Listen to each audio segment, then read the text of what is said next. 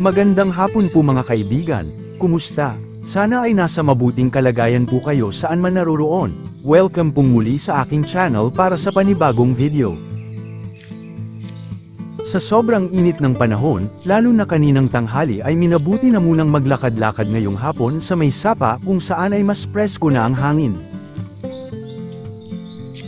Sa mga previous videos ko po ay may naipakita akong isang parang kubo dito bilang pahingahan ng mga trabahador pero hindi na ginagamit.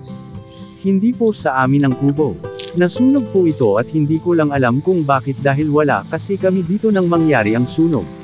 Siguro ay dala ng mainit na panahon o di kaya ay natapunan ng sigarilyo at nagliyab sa sobrang tuyo ng mga dahon. Pansinin din ang tanim naming mga kawayan ay nadamay din.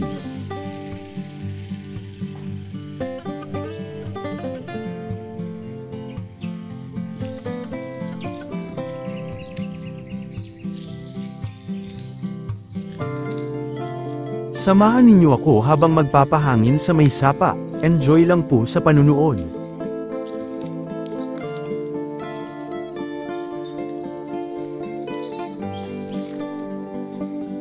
Habang nagpapahangin ay nais ko munang pasalamatan ang lahat ng mga bagong nag-subscribe sa aking channel.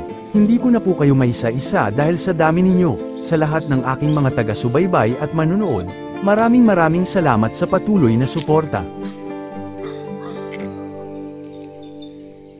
At kung bago ka pa lang dito ay huwag lang pong kalimutan na mag-like, subscribe at hit the bell button para laging updated sa mga susunod kong videos. Maraming salamat po.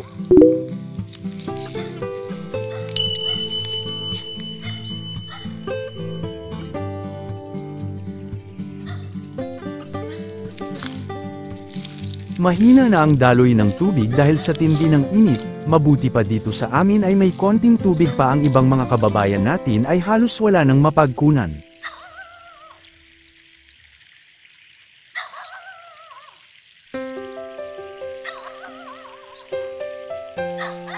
Naging malawak na ang sapa gawa noong nakaraang matinding pag-ulan at pagbaha na nagdulot ng pinsala sa probinsya. Dati ay wala pa sa kalahati ang lapad nito.